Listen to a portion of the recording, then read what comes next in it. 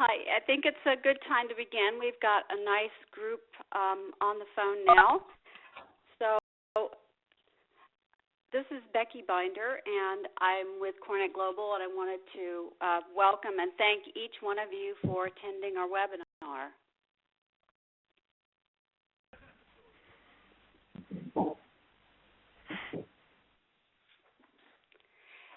And today I have with me as my co-host is Jeff Hurt, who is the Executive Vice President of Education and Engagement with Velvet Chainsaw Consulting. And I'm Becky Binder, Senior Director of Content Development for Cornet Global. I've had the pleasure of exchanging lots of emails with you, and glad that you're here on this webinar, and we thank you for attending. Your role as a speaker at the summit is just critical, and we simply could not hold the summit without you. So please know how much the contribution of your time is appreciated, your energy, and your passion for professional growth is really to be commended. So thank you for all that you have done so far and will continue to do to make the summit a great success. By now, we're well on the road to Amsterdam. We're less than a month away, and I wanted to take this time with you to share some things about what's new with the summit to help you understand what to expect, and most importantly, to devote time for Jeff, who will be sharing how you as a speaker can help our delegates learn more, be able to retain their knowledge more, and then be better able to apply it. Jeff has a deep knowledge and understanding of the principles of adult learning and some of the newer research around how our brains work and how that translates into helping adults learn. So he'll be very good at helping all of us understand how we can be more effective with what we're doing within the summit. So, and our goal really with the summit is to make it into such a great learning experience that everybody gets a long-lasting value by being able to learn a tremendous amount, not just learn that, but retain it, and then be better able to apply it when they go back to the office, and be better able to share the best practices, the things that they've learned from you, and be able to share that within their organization. So, but before I transition to Jeff, though, let's cover a little bit more on the summit. Here are some quick facts. Our registration as of a few days ago was at 370, which is really good. We're very pleased with the diversity of the companies represented and the quality that you bring as the speakers to the summit. A contributing factor to the facts listed above is the Summit Advisory Panel, which are volunteers who have worked behind the scenes for the better part of a year to develop an excellent summit experience for you. They'll be recognized at the summit, and I encourage you to thank them for their good work.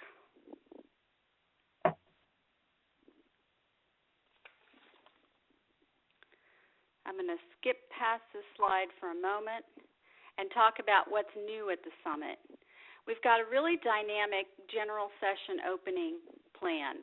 It has three components to it, a very kind of artistic, high-tech opening that you'll love, and then after that there'll be Dr. Jonas Ritterstahl, who is the keynote speaker, and he'll be followed by an excellent discussion by senior CRE leaders about how to go beyond cost and talk about how CRE can affect, both directly and indirectly, can affect productivity.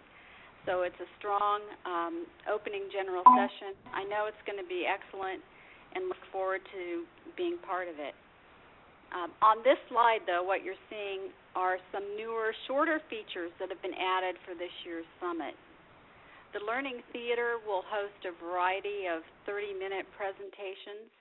At the Knowledge Cafe, we're featuring 15-minute presentations that are led by the chapters. Cornet Global's own Tim Venable will be there to show you and do some of the benchmarking demos. And there's an app exchange, which is our center for short technology topics. So some of the feedback that we've gotten is that there should be more time for networking. So 3 times during the summit schedule, we have this expanded 1-hour time where we'll be running these 4 areas that you'll see and having break time. So the delegates will have a lot of options to choose among, and we look forward to just a great experience as we offer all these different opportunities and more flexibility within the scheduling.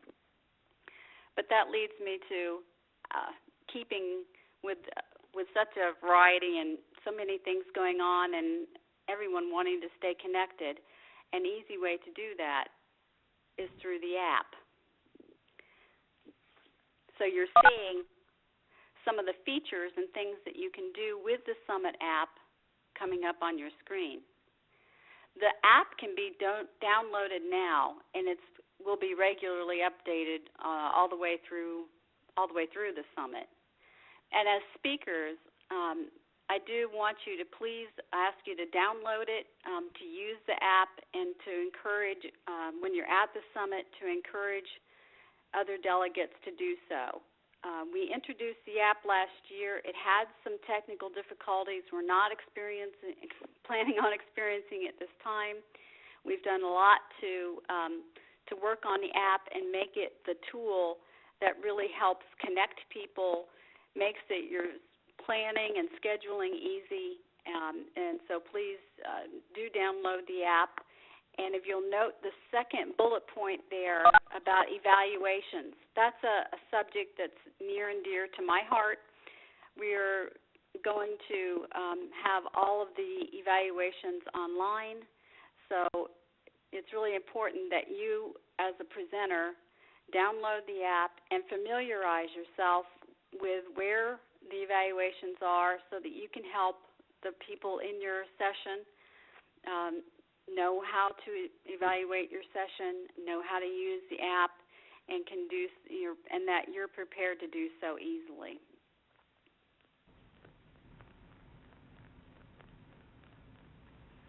So again, a little bit more on the evaluations.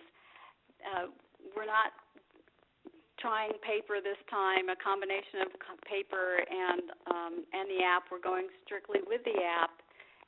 So you're part of the group that's helping to drive that change and help us transform and shift the group from being consumers of paper for evaluating your sessions to using the tool that we have. So we ask that you end your session about 5 minutes early and ask the attendees at that time to rate your session. Their feedback is important. It's critical for helping us improve the summit and to understand it well and move forward with the summit. And please do remind them that there will be prizes randomly awarded to those who complete the evaluation. So we have some incentives planned to help increase the amount of evaluations of the summit. So your role in helping to have the summit evaluated so that we get good information about it is just absolutely critical. Within the last slide of the PowerPoint template, there's one reminder slide to evaluate. So, point to that last slide, and then again, help your audience evaluate your session. Pull out your phone or your tablet and show them what to do and encourage them to do so. And I really appreciate your help on that one. Okay.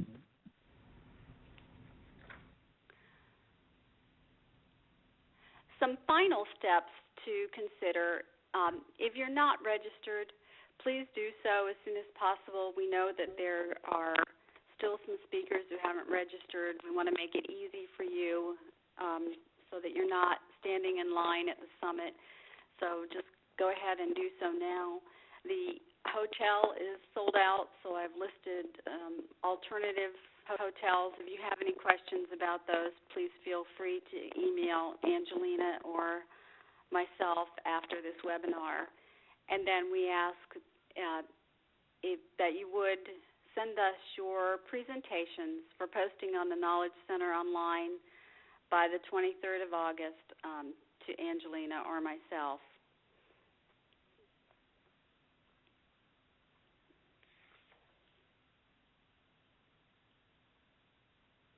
I'm going to go back a bit before I introduce Jeff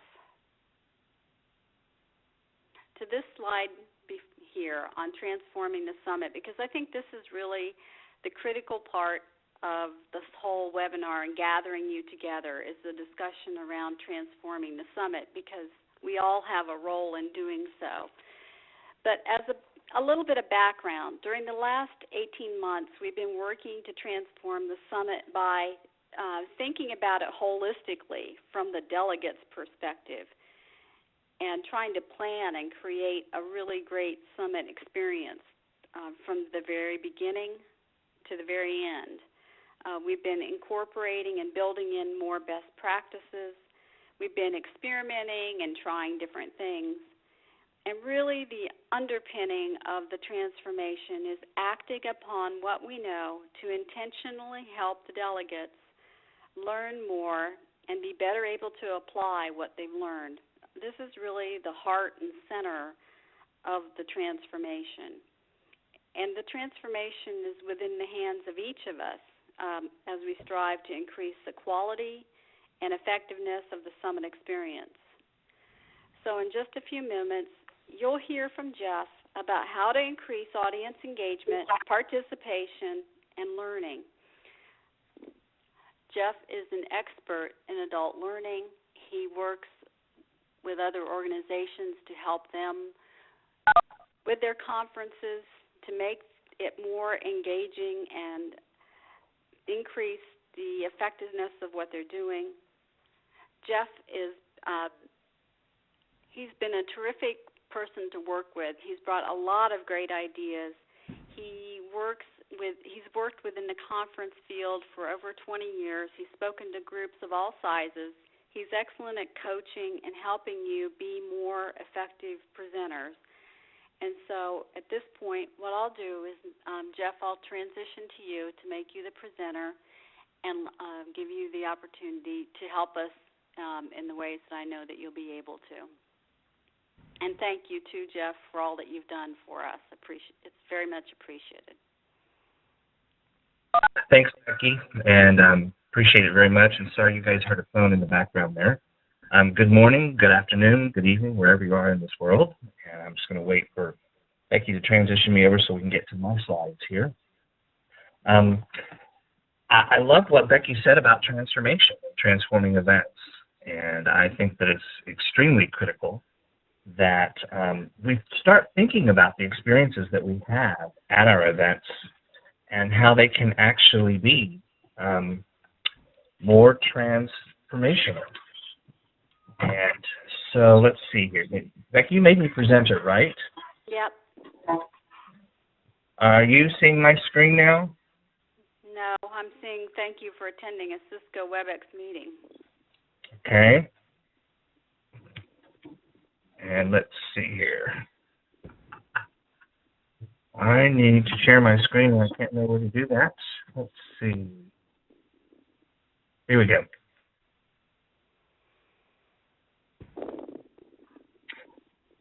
Now do you see it? Yes. Perfect. So I'm going to deliver a different presentation this time. I'll have just a little bit of content that was in what I did last summer, or you may have attended one of the other webinars that last year that we did for Cornet.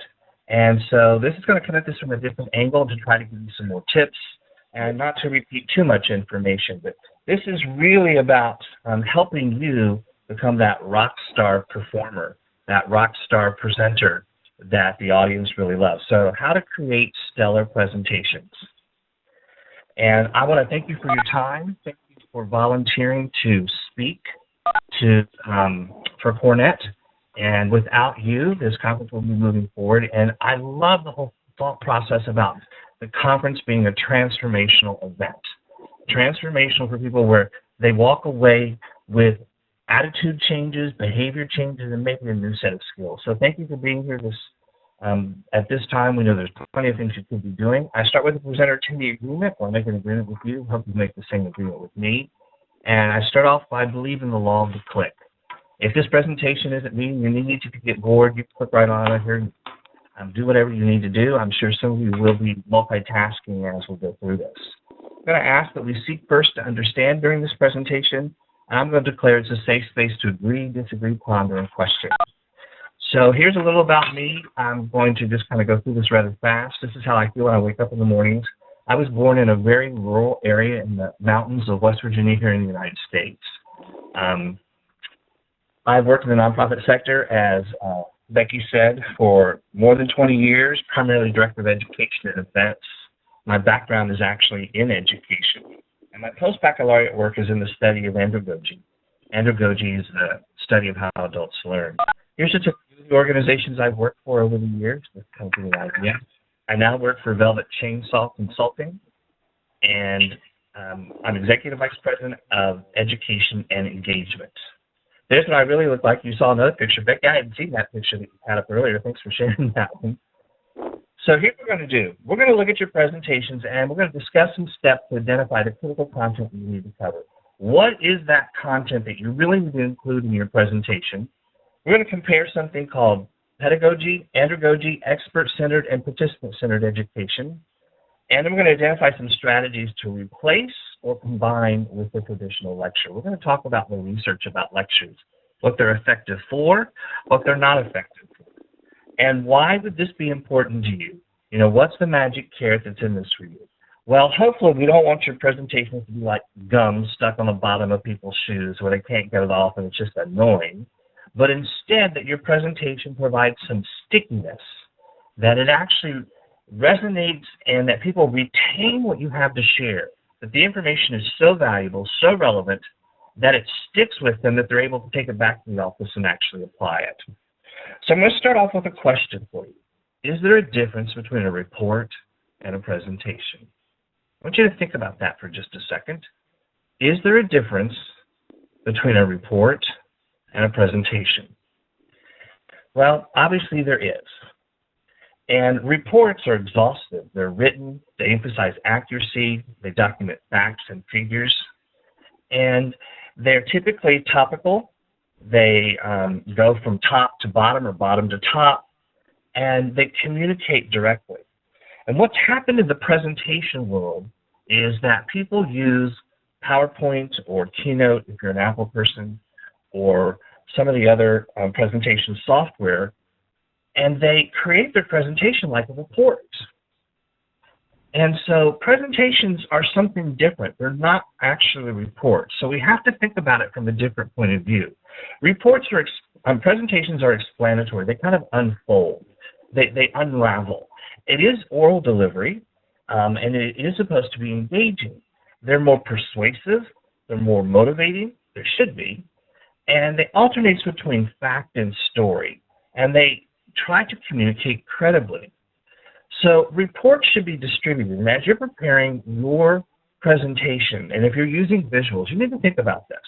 Does your PowerPoint or presentation software that you're using look like a report? Do you have, more than 20 words on a page, on a slide? Is there a lot of data there? And if it is, you need to think about it, because that's really a report and it should be distributed.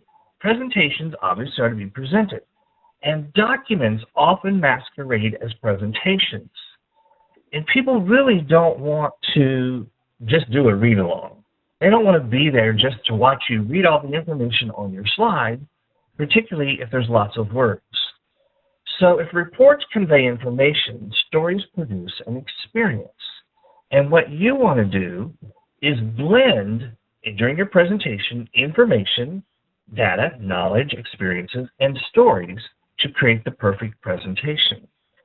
So as you add facts and stories to your presentation, it can be layered together like a perfect cake. And you want to think of it like that, interspersing facts with stories from your experiences or metaphors and analogies. So I'm going to ask you another question. Who is the presentation that you're preparing your presentation for? Who is it for? Think about that just for a second. So who is that presentation for? Well, it is actually for the audience. It's not for you, the presenter. It's not for you, the panelist. It's not for you, the moderator. It is for them, the learner. It is all about the audience. And your job as a presenter or as a panelist or a moderator is to be a tuning fork. Your job is to adjust the frequency of your presentation to your audience. It's not to make the audience adjust to your frequency. Remember, this presentation is for them. And this is moving from being speaker-centric to learner-centric or audience-centric or attendee-centric. And your job is to fine-tune that message so that it connects to your audience's needs. Most attendees at conferences come with a need in mind. They come with a problem that needs to be solved, and they come looking for solutions. And they're turning to you if they show up in your sessions, hoping to get some solutions and relevant takeaways that they can apply back in the office. And when you fine-tune your presentation to their needs, they really connect with you. And they say things like, well, that really resonated with me. Well, that was worth my time and money. That was worth attending, and I'm glad I was there. So here's what often happens with some presentations. Presentations start off, and they start talking about themselves. They start talking about their companies, why we're great, why we're the best. Customers love us. Let's talk more about us. Here's what we did. Here's why it worked, but it's all about us. And I would submit to you that you are not the hero in these situations. As the presenter, this is the selfish approach. If the presentation is really for the attendee, we have to watch using a lot of this language. And you can notice I limited mine in the beginning. And you think of your audience as the hero, because they're the ones that are going to implement what you're talking about. So if the audience is the hero, you want to place them at the center of action, and you want to make your presentation all about them. And your job, your role, is to remember that your success is dependent on them, not the other way around. You need them. Otherwise, you wouldn't be presenting. Your role is that of a mentor. Think of yourself as a mentor or a coach.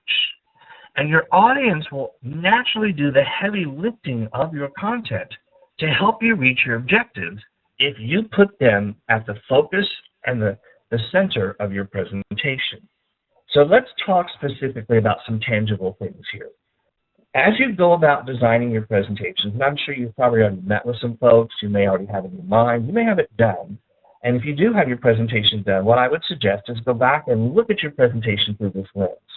There are three areas of effective presentation. It's the content, it's the visuals, and it's the delivery. And the reason I say visuals is because we have research today from people like Dr. John Medina, who's a neuroscientist at the University of Seattle, Dr. Ruth Colvin Clark, who's a professor in Arizona, Dr. Donald Blythe, who's actually from England, that visuals are critical to your presentation because the brain is primarily image-driven. So if you have a presentation that doesn't have visuals, then what I would suggest to you is that you make sure in your presentation that you have stories or metaphors or analogies, because the brain thinks in images. So it's really critical for you to think about this from a visual standpoint if you're not going to use any visuals with your presentation, if you're not going to use any props, or you're not going to use any software. And so content, visuals, and then it's your delivery style. So most people, when they go about designing the content for their presentation, they start with the kitchen sink method. They put everything together in the kitchen sink. They talk with other people who may be co-presenting with them or the panelists, and they all talk about what they think is important. They may go out and do research. They may look at all the information, the data that they have for their own research that they did, or a project that they put together in their company, and they throw it all together, and they say, okay, here's everything that I need to present.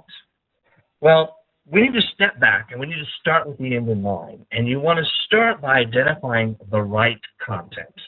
And the right content is the content that helps your audience succeed. And here's a lens for you.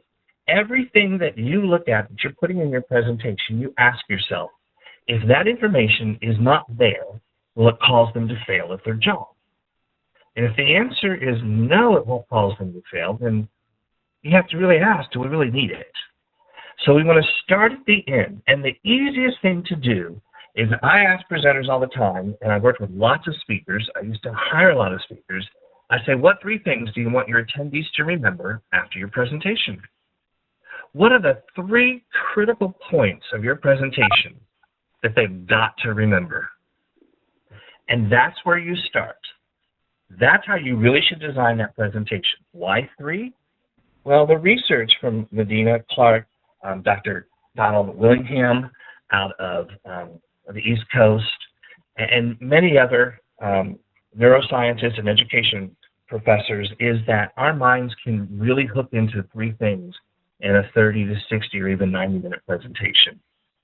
And so those 3 things sometimes might be a list of things, but, steps needed, 4 steps needed for X might be one of the 3 things. So you think of the 3 critical things, and you create your learner outcomes around those 3 things.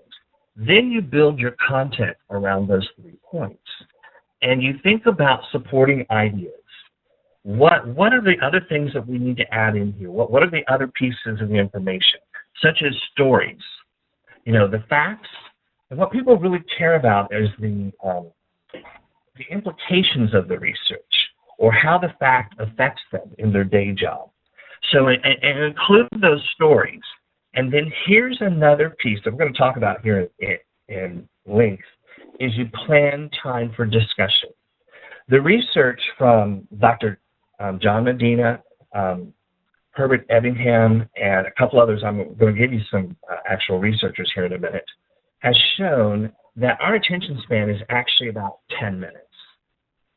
So the suggestion is, coming from the fields of cognitive psychology and neuroscience, and particularly like Dr. Donald Bly, who is from England, is that you chunk your content into 10-minute segments.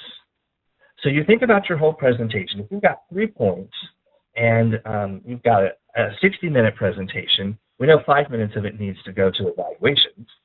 You're probably going to spend 3 to 5 minutes setting up the presentation. So let's think about the other 50 minutes. You want to chunk it into 10-minute segments. And you want to anchor those segments with stories, the important points, what you want them to remember. And then after that, do another 5, 10 minutes, or even just 2 minutes of audience discussion. And when I say audience discussion, I don't mean one person answering a question that you've posed to them and they get to talk on the mic. I'm talking about peer discussion. Throw out a question and let them talk with the neighbor on the right or the neighbor on the left about that information. So it's really critical, and we're going to get into this, on why the discussion piece is so important if you want your audience to learn something or you want them to remember it. So here's a question for you. Why is the majority of association education, and we could put in there, why is the majority of institutionalized education, both face-to-face, F2F is face-to-face and online, didactic and expert-centered? Didactic means there's a talking head. It means there's a lecture. So think about that for a minute. Where did this come from that the majority of the education that we experience at conferences is a lecture? Or it might be 4 lectures with 4 panelists. Why is it all focused on the expert? Why is it all about the sage on the stage? Think about that for a minute. Where did that come from? Well, what's interesting is mostly it's the way we were taught in school. It's our experience. And if you think back to your early school days, your very early school days, I know I lived in Germany for a while, and I remember watching kindergarten in Germany. And kindergarten was just very different than first and second grade. And kindergarten we loved. It was all about discovery. It was all about exploring. And we often moved from center to center. And every week those centers changed with new experiences and new content that we were learning. And we talked about it with our colleagues, our other friends that were in our class. Well, if we go back even further, the education model was built upon the Industrial Revolution. Much of it was so that we could stand in a factory and work at a mill, or everybody create the same widget. And so we adopted this model that students were something that we could pour information into their head and they would all create the same thing. Well, it even goes back a little further, that in the 16th and 17th century Puritan beliefs, knowledge and wisdom was seen as evil. It was not something that we wanted to give to children. Adults were to direct and limit and control a child's learning. And so what's very interesting about this is that children didn't know, then we could keep them innocent. We all know how that's worked out. And that's the root of pedagogy, the art and science of how to teach children. And what's very interesting is most of our institutionalized education, even in higher institutions, even in universities and graduate school, is built upon pedagogy, how to teach children. Well, we know that pedagogy focuses on the expert. It focuses on you as the presenter. It's all about you. It's all about the speaker. And the research shows us that telling does not lead to learning. If you have children or a spouse or family members, you all know this. Telling does not lead to learning. And the old model is presenters talk, audiences listen. And we have adopted this belief that listening is the best way to learn. And the experts decide what content the audience needs to know. It's experts first, audiences second. We already know my beliefs because I've asked you to put the audience at the center of your presentation. And you also know Cornet's beliefs. And we know the transformation that's happening here. Andragogy is the art and science of helping adults learn. And what we now know from 20 years of evidence-based education, of research in the educational world, is that we are more alike as adults than we are different when it comes to learning. Andragogy focuses on the learner first, their needs, then how to help the adult learn that content. It's learner-centric education, and it takes the burden off of the expert of making sure they got to cover all the content. So the 20 years of research in neuroscience, biology, and cognitive psychology on how human brains learn has led us to this. The evidence points to one singular conclusion. The one who does the work does the learning. And you may be thinking, well, what does that mean, does the work? You all, as presenters, as panelists and moderators, are doing all the work for the presentation. You're the ones that are thinking about what to present. You're putting it in some form of an outline. You're putting together some visuals. You're talking with each other about it. You are working on your presentation. You're doing the heavy lifting. That's why the content, by the time you get to present, you know it really well, and you've learned it really, really well because you've done the work.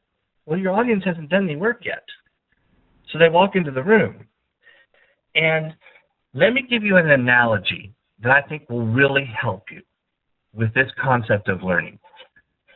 And here's what you have to ask yourself. You have to ask yourself, is our presentation there to help the audience learn, to help them retain this information, to learn from our mistakes and our successes, or are you just giving out information for information's sake? If you're just giving out information for information's sake, ignore everything I'm saying. If you're really about attitude change, behavior change, or learning some new skills, then we need to focus in on this. Learning is not a conduit. And when I say that, it is experts have an idea, they share it with the audience, then the audience has it. Think about all the presentations that you sat through. The expert shared it, they lectured it to you. Did you walk out of the room with it? Could you have passed a test afterwards? Implicit in this process is that learning is passive. Implicit in this process is that all you have to do is sit and listen, and then you have it. Well, if you've attended more than one conference, you know that's not true. You didn't walk out of those sessions and then suddenly have that presenter's knowledge. Because if knowledge can be handed to us, then all we need to do is receive it. Wouldn't that be great? Just receive it. Well, implicit in this process is the fact that just hook up to the internet, surf Google or Bing or some other search engine, and you have the knowledge. But we know that's not true. Learning is more like a construction site. And your job as a presenter is to help your audience construct their own meanings of the content that you're sharing. It's to help them figure out, how to apply that information you're giving them. It's to let them question it, to test it, to practice it. And with the whole goal of taking it back and putting it to work for them in their job. So your challenge is to figure out ways to give them a chance to construct their own meaning. Your presentations should be like the raw materials of information that are transformed, there's that word again, and tested as the audience builds their own understanding. This is what it's all about. It's all about your attendees moving from listeners to becoming active participants and making sense of the content that you're sharing. So here's what I want you to do. I want you to think of your brain for a minute as a blender. What the research we now know from MRI scans and from other research is that our brains are a lot like blenders. We receive information from the five senses, we put it all in a blender. We hit the word blend, and it goes splat. The information doesn't go to a black recording box in our brains. It goes to all different kinds of areas of our brain. And our challenge is pulling the information back from those areas. You can't pour information into your listeners' brains. We wish we could. It just doesn't happen that way. And the brains are not recording devices that remember everything that happens.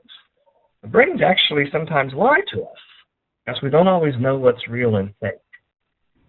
And sometimes the brain fills in what we thought we saw with details that aren't really there. So you have to ask this question, do you want your audience to hear your presentation or do you want them to learn it? Which is it? I suspect if you're on this call and you volunteered to speak, I suspect that you really are about helping your audience learn from your experiences. And so what we don't want to happen is this: talking heads, passive listening. Telling is not education. So let me just give you some facts with some studies real quickly to show you the ROI of a lecture. In a 60-minute lecture at Berkeley, study 1991, only 20% of the students retained the information, retained some information. 8 minutes into the lecture, only 15% of the students were paying attention. 15%. Lecture is the poorest method to promote thinking and retention in 90% of the experiments, says Dr. Donald Bly. 90% of the experiments. Dr. Donald Bly has a book out that's called What's the Use of Lectures? He has 24 pages of documented research on how lectures don't work when it comes to learning. 90% of the experiments, lectures fail at developing attitudes, behaviors, and skills. Wow, if this was our business, we wouldn't be using this as a business model. People usually forget 90% of what they learn in a class within 30 days. The majority of that loss occurs within hours of that class. Those are some striking facts. And yet, most of the presentations that we attend are lecture-based. They're didactic. So what is the lecture best for? Well, the lecture is best for presenter. The research from Dr. Donald Bly says the lecture is great for teachers. The lecture is great for speakers because it helps them organize their content in a logical manner. But it's terrible for the learners. The lecture is great for teaching information, not for learning or retention. The lecture is great for transmitting and sharing information. You have to ask yourself a question. Does information lead to learning? Well, I come back to the Google and Bing case. If information led to learning, we would all be extremely smart because we have the internet coming into our homes today. The research from education professor Corman back in 1957 showed that knowledge, just having information and know what and know how, is not enough if learning and change are the goal. Having information and knowledge is not enough. It's just not enough. What Corman found, it is only when the students, the learners, the attendees at the conference practiced that information that it became real to them and they could change their attitudes, behaviors, and goals and skills. So what you think about this, practice that information. And the way to think about practicing the information that you're going to share with them in the presentation is allow them to talk about it. How would you apply this principle? Ask them questions like that. Ask them to turn to their neighbor on the right and left. What do you think about this? What are the barriers keeping you from applying what this speaker just talked about? So here's what's really interesting. The research shows that discussions are far superior to lectures when learning and knowledge retention and memory retention are the goal. And there's just some of the researchers at the bottom there that you can go look up if that interests you. Peer discussions are better than a lecture for memory and knowledge retention, thinking, and learning. And here's the thing. If you want learning to happen in your session, then they have to be able to think about that information. And your audience cannot think, they cannot give their attention to thinking and give their attention to listening at the same time. It's one or the other. We've all taken notes in a session, and as we're writing down what the presenter is saying, suddenly something clicks with us and we start writing about how to apply that information back on our job or back in the home, and we look up and we go, what did the speaker say? I missed it. Because we can't give our attention to listening and thinking. Now what's interesting is in peer discussion, it activates the thinking brain. So we need to divide up our presentation and find places where the audience can participate with each other, where we pose examples to them, we pose case studies to them, we pose questions to them to allow them to first reflect on it privately and then talk about it with each other. So let me back up. Where do you start? I've dumped a lot of information on you. Hopefully I've challenged some preconceived ideas. And let me back up with, where do I start with my presentation? Well, identify 3 points you want your audience to remember. That's the first place to start. Create learning outcomes from those 3 points, such as, I want, after attending this session, the participants will be able to identify 3 steps to do X. That would be a learning outcome. List the why, or what's in it for me, of the presentation. When you're laying out your presentation, you start with the topic, you start with your learner outcome, or 3 points you want your audience to remember, and then always in your presentation, at the beginning of it, tell your audience why you think that information is important to them. What's that magic carrot in that presentation for them? And then, as you're laying out your slides, ask of every slide, is this content necessary for the audience to know, or else they fail at their job? You can also ask, is this content necessary for them to be successful? So after you do that, you think about chunking your content into 10-minute segments. And you layer that content with stories and facts, and then you identify 3 to 6 places for audience participation. 3 to 6 places where you can get your audience to stop, reflect, think, and discuss. And you take your questions throughout the entire presentation. The research is strong, loud, and clear that if you hold questions to the end of your presentation, you have frustrated some people in the audience. So in a face-to-face presentation, find 2 places to stop and say, what questions do we have? Or when somebody raises their hand and has a question, and here's how to handle those questions that seem to be rabbit trails that may take you off the core of your content or the core of your presentation. If somebody comes up with a question and inwardly you're sighing, going, oh man, that could be a lot to explain, what you do is you turn to the audience and you say, how many of the rest of the audience have the same question? If you do, would you raise their hand?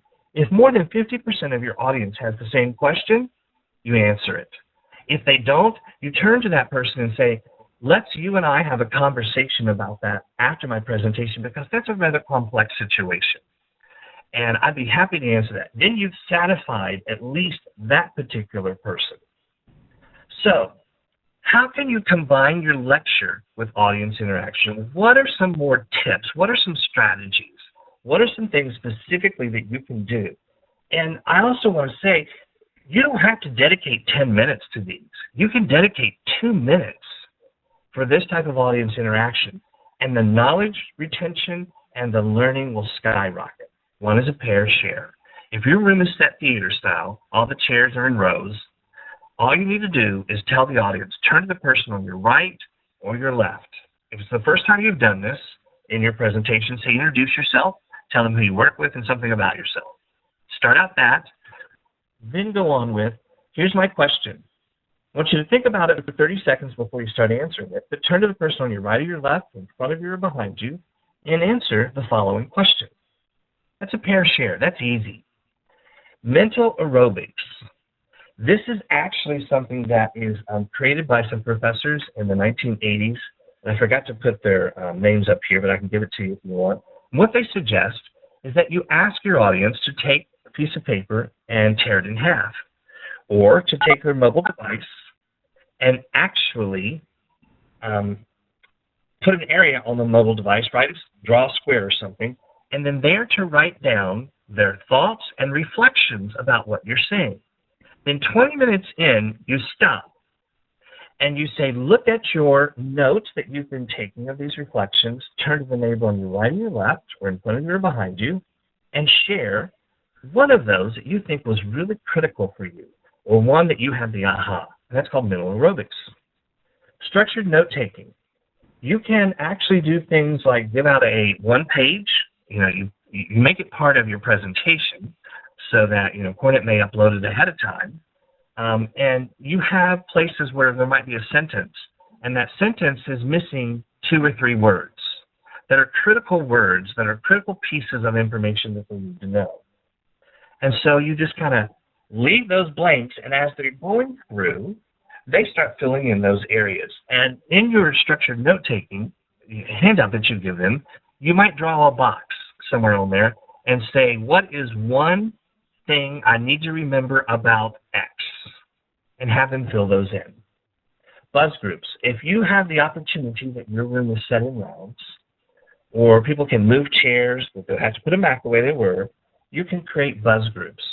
The research from Dr. Donald Bly and a host of other professors and cognitive psychologists and neuroscientists is that if you will take breaks in your lecture and you will allow at least a 2-minute discussion, a buzz group, about some of the content, the retention skyrockets. The memory is intact. The research shows that if they can talk about what you're talking about within a 30-minute span of what you're talking, when you're talking, their retention is far superior than just listening to you. And an easy one to do is just do silent reflection. Take a 1-minute pause in the middle of what you're doing and say, okay, I've given you a lot of information. What I'd like for you to do for the next 60 seconds is write down 1 or 2 things that you're going to take back and think about applying, and then actually let the room go silent for 60 seconds. Watch your watch. And you'll be amazed at how that will help them hook the content. So, what questions do you have? What thoughts do you have? Reflections. And you can type in questions over here in the chat on the right-hand side, or you can unmute your phone or the audio and let me know. To eliminate the background noise, oops, sorry, I was reading something Angelina wrote earlier. To unmute your phone, it's *6. Any questions? Becky or Angelina, any thoughts or questions from you guys? Jeff, I really like your tips on how to inject and your methodologies that you gave for helping to provide those spaces for time for people to think and reflect. Okay, and something I'll do, Becky, as well, is I will give you and Angelina a document of questions that they can use to ask the audience that are pretty generic. There's like 20 questions on there that you can use that will help your presenter. And I'm also going to give you a post that has some more documented research in it in case anybody wants to see more of it. Anybody else have questions? Just unmute *6 and ask. Jeff, I have a very simple question. Sure. I didn't find the PowerPoint presentation format. Did I miss something? My PowerPoint presentation? No, not yours. The one from the organization, because I believe we have to use a format. The template that they're using. Yeah, and I think, Becky, do you want to address that? Yeah, you don't have to use it, but I'll be happy to email it to you if you don't have it already. Okay, I would like to receive it if possible. Yes, please. Sure. Go ahead. And do we know anything about, because you said there will be 470 participants, and coming from all countries, do we know how many people there will be on an average in the session, so that we know that we can tune our presentation to the size of the group?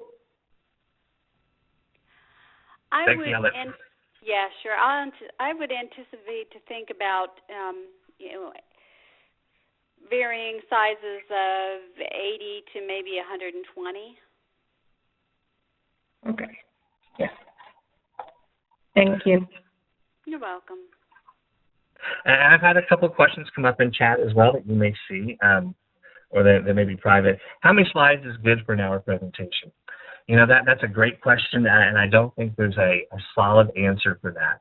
I've seen some people do just 10 slides for an hour presentation, but those slides are very visual, and there's not a lot of content on it, and they're used to stimulate discussion. Just in this presentation that I just did for you now, which, by the way, I will give to Angelina and Becky, that you can download yourself and go back and refer to, it has almost 80 slides in it. But you saw how fast I went.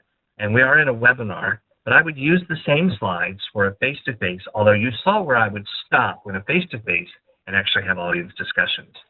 So how many slides is good? There's not a best practice there. It's all over the board.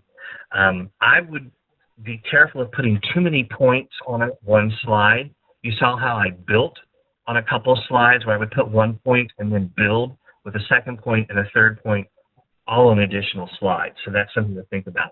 And did I use the clown at the beginning on purpose? Well, if you looked at those pictures at the very beginning, they were all kind of circus or fair type related pictures. And I was actually trying to create a small theme within a larger theme there at the very beginning. Yes, the presentation's recorded, right, Angelina and Becky, right? This is recorded for others to see, correct? Yes, it is, and it'll be posted online. Okay.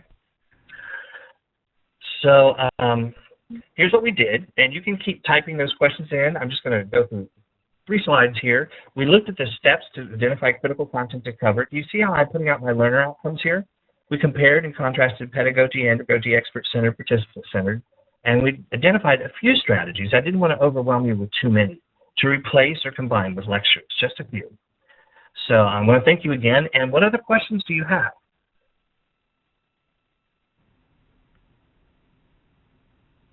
And Becky, I have one for you or Angelina. Is last year's presentation still up online? Yes, I think it is, Jeff. So if you're looking for more helpful tips for your presentation, you actually can go back and look at last year's presentation, and you'll see probably 95% different content. You'll see pretty much a different presentation that actually talks about 5 or 6 brain-friendly principles that you should apply in your presentations. Is a list of research docs available? Absolutely, I can give you a list of that. You bet. I will give that to Becky and Angelina as well, and so that you can actually see. And in a couple of the other documents I'm going to give them, there actually will be a small annotated bibliography of the researchers.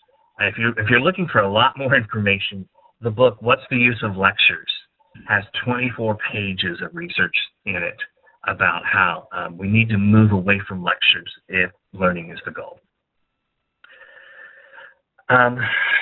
Well, James has a great question. Can you provide advice about presenting to an audience who cannot understand verbal as well as written? Wow. That's a tough one. They can't, and I think you mean they can't understand your language. Is that correct, James? Is that what you're thinking about? And Becky, are there translators at this event? There's not, are there? No. So what I would suggest is in this situation, is I would suggest that you ask those audience members who don't understand your language that you're using to sit next to somebody who does, and that you slow your presentation down even more, and gives you good reason to even stop more in places, and let somebody who does speak their native language translate to them and talk about what you talked about. That's where I would go. Now, visuals, if you can find visuals that are that share some of your ideas, bread is bread around the world.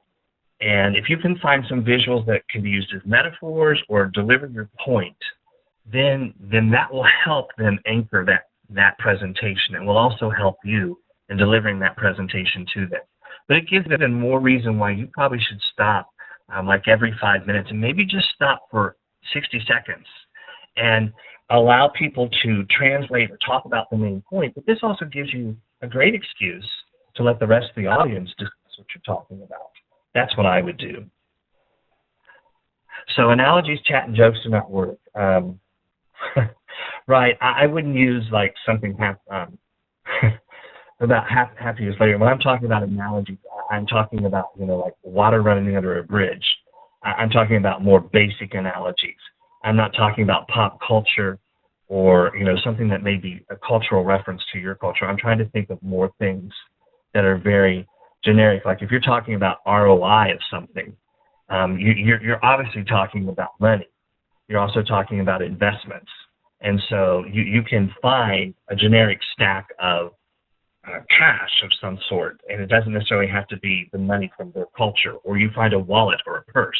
That's what I'm talking about when I say images that are kind of universal. If you're talking about, what's in it for them, and you're talking about how that they apply these principles from your presentation, that it'll make them successful, you can find a group of people, an image of people jumping up and their hands in the air where they're proud of what's going on. That's why I'm talking about universal images. And let me give you I'm going to give you an area where I would suggest you go and search for images. Let me type this in for you then. It's called compfight.com. And go to compfight.com. And then on the left-hand side, and I just forgot what it's called Creative Commons. Click that button on the left-hand side when you go to compfight. When you go to compfight.com, there's a search bar. You put in your tag word in that search bar. It'll take you to another page, and the images at the top cost money, but you'll see a dotted line. The images underneath it don't. And on the left-hand side, if you'll click the words Creative Commons is a universally accepted term for images that are not copywritten, that people have allowed you to use. All of my images today came from Creative Commons, from Compfight, which searches Flickr. If you'll do that, you might be able to find some more universal images. The only thing they suggest you do is at the end of your presentation, you just kind of list the names of the people who actually gave you permission to use their slide. But there's a great takeaway if you're looking for striking images like I've used. Hopefully that helps you. And I'm past time, so if you have other questions, you can get them to Becky, or you can actually get them to me. You can send them directly to me if you want. jhurt@velvetchainsaw.com. I'll be happy to help. Becky, Angelina? Thank you very much, everyone who's participated today. It's been terrific.